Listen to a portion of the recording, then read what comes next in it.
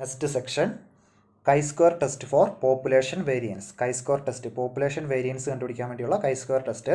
നമ്മൾ ഈ chi-square test ഉപയോഗിക്കുന്നത് സാമ്പിൾ സൈസ് സ്മോൾ ആയിരിക്കുമ്പോഴാണ്, സാമ്പിൾ സൈസ് ചെറുതാകുമ്പോഴാണ് chi-square ടെസ്റ്റ് ഉപയോഗിക്കുന്നത്. എന്തിനാണ് ഉപയോഗിക്കുന്നതെന്ന് ചോദിച്ചാൽ പോപ്പുലേഷൻ വേരിയൻസും സാമ്പിൾ വേരിയേഷനും തമ്മിൽ എന്തെങ്കിലും ഡിഫറൻസ് ഉണ്ടോ എന്ന് ചെക്ക് ചെയ്യാൻ വേണ്ടിയാണ്, സിഗ്നിഫിക്കൻറ്റ് ഡിഫറൻസ് ഉണ്ടോ എന്ന് ചെക്ക് ചെയ്യാൻ വേണ്ടിയാണ്.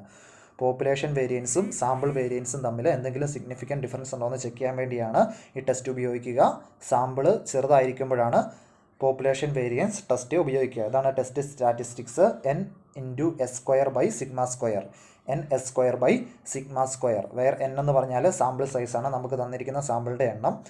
s² എന്ന് പറഞ്ഞാൽ അറിയാം സാമ്പിൾ വേരിയൻസ് ആണ്, സാമ്പിളുടെ വേരിയൻസ് ആണ് s². s എന്ന് പറഞ്ഞാൽ സാമ്പിളുടെ സ്റ്റാൻഡേർഡ് ഡീവിയേഷൻ ആണ്. അപ്പം സ്റ്റാൻഡേർഡ് ഡീവിയേഷൻ്റെ സ്ക്വയർ എന്ന് പറയുമ്പോൾ വേരിയൻസ് ആവും. അപ്പോൾ s² എന്ന് പറഞ്ഞാൽ സാമ്പിൾ വേരിയൻസ്. അതുപോലെ തന്നെ σ² എന്ന് പറഞ്ഞാൽ പോപ്പുലേഷൻ വേരിയൻസ്. സിഗ്മ എന്ന് പറഞ്ഞാൽ പോപ്പുലേഷൻ്റെ സ്റ്റാൻഡേർഡ് ഡീവിയേഷൻ ആയിരുന്നു, അപ്പോൾ അതിൻ്റെ സ്ക്വയർ എന്ന് പറയുമ്പോൾ പോപ്പുലേഷൻ വേരിയൻസ് ആവും. σ² എന്ന് പറഞ്ഞാൽ പോപ്പുലേഷൻ വേരിയൻസ്, s² എന്ന് പറഞ്ഞാൽ സാമ്പിൾ വേരിയൻസ്, n എന്ന് പറഞ്ഞാൽ sample size. Degrees of freedom ഇവിടെ n-1 ആണ്, n-1. നൾ ഹൈപ്പോത്തസിസ് എന്ന് പറഞ്ഞാൽ the standard deviation of the population is given value. നമുക്ക് സ്റ്റാൻഡേർഡ് ഡീവിയേഷൻ, പോപ്പുലേഷൻ്റെ സ്റ്റാൻഡേർഡ് ഡീവിയേഷൻ ഒരു വാല്യൂ തരും. അതായത് ഇപ്പോൾ പോപ്പുലേഷൻ്റെ സ്റ്റാൻഡേർഡ് ഡീവിയേഷൻ 3.5 എന്ന് നമുക്ക് ക്വസ്റ്റിനകത്ത് തരുവാണെങ്കിൽ നൾ ഹൈപ്പോത്തസിസ് എന്ന് പറഞ്ഞാൽ the population standard deviation, the standard deviation of population is 3.5 എന്ന് കൊടുക്കുക. നമുക്ക് തന്നിരിക്കുന്ന വാല്യൂ ആണ് ഇവിടെ നൾ ഹൈപ്പോത്തസിസ് ആയിട്ട് വരുന്നത്. Question: the standard deviation of a sample of 10 observation from a normal population was found to be 5. അതായത് നമുക്ക് സാമ്പിളിൻ്റെ സ്റ്റാൻഡേർഡ് ഡീവിയേഷൻ തന്നിട്ടുണ്ട്, 10 സാമ്പിൾസിൻ്റെ സ്റ്റാൻഡേർഡ് ഡീവിയേഷൻ ആണ് 5 തന്നിരിക്കുന്നത്. Examine whether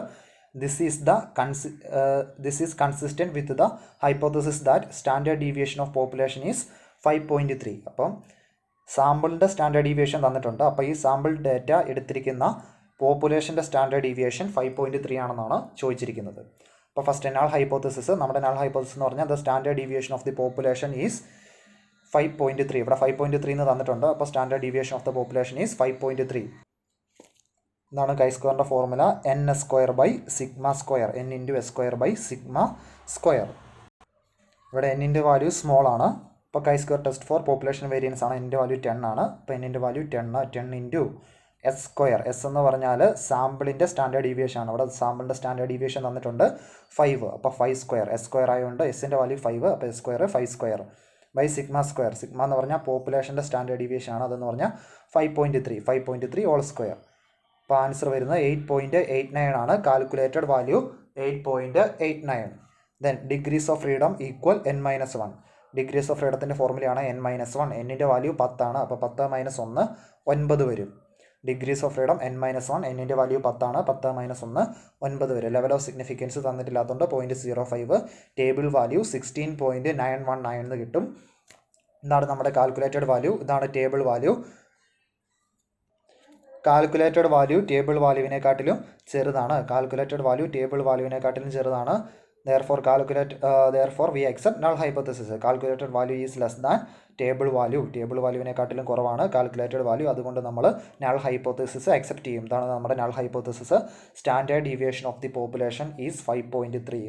therefore standard deviation of the population is 5.3. ഈ സാമ്പിളിൻ്റെ പോപ്പുലേഷൻ്റെ standard deviation എന്ന് പറഞ്ഞാൽ 5.3 ആണ്.